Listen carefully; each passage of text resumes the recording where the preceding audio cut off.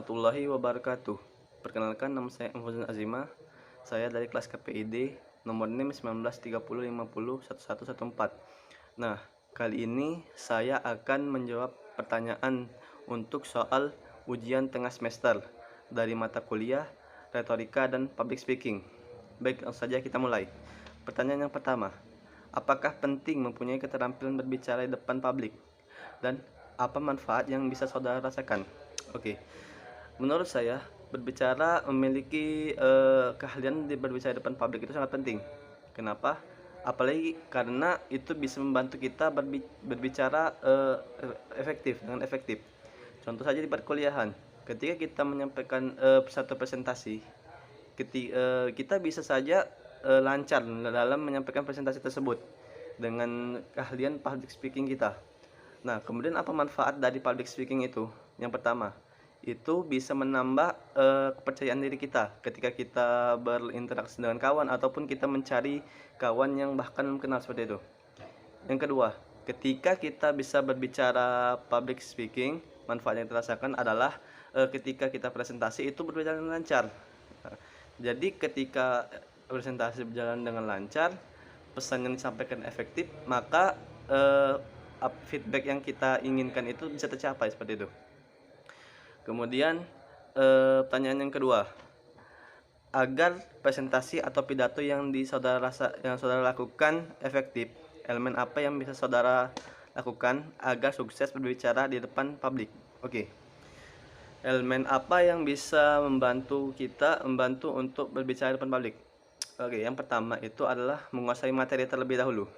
Karena menurut saya percuma kita bisa berbicara di depan publik tapi kita tidak mengerti apa yang kita bicarakan seperti itu. Yang kedua adalah ketika kita berbicara di depan publik, usahakan kita saat berbicara itu menggunakan alat bantu.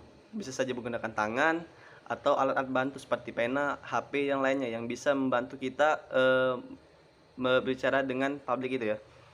Yang ketiga itu adalah ketika kita berbicara depan publik, kita harus melakukan interaksi dengan publik ya. Maksudnya itu ketika kita mengisi jadi presentasi, kita tuh ajaklah pendengar itu berinteraksi, seperti ya humor lah, yang penting bercanda gitu kan. Jadi ketika pesan itu bisa tersampaikan dengan lancar gitu ya, mungkin seperti itu. Yang ketiga, saudara bisa bagikan quotes atau kata-kata mutiara yang bisa membuat mood atau semangat bangkit. Oke, ini dari saya aja. Quotes dari saya. Jadi quotes saya adalah, dunia ini adalah tempat belajar segala hal, termasuk belajar untuk mengambil sebuah amanah. Terkadang amanah itu bisa di luar dari kemampuan kita, tapi percayalah, jika amanah itu dijalankan, maka amanah itu akan memberikan kita suatu pelajaran. Maksudnya adalah, mungkin kawan-kawan sekalian belum pernah nih yang namanya berbicara depan publik, terus tiba-tiba disuruh bicara depan publik. Nah, maksud dari sini adalah ambil itu, ketika dikasih amanah untuk berbicara ya ambil amanah itu untuk berbicara. Soal urusan lancar atau tidak lancar itu urusan nanti, karena itu adalah dunia tempat belajar, itu namanya proses.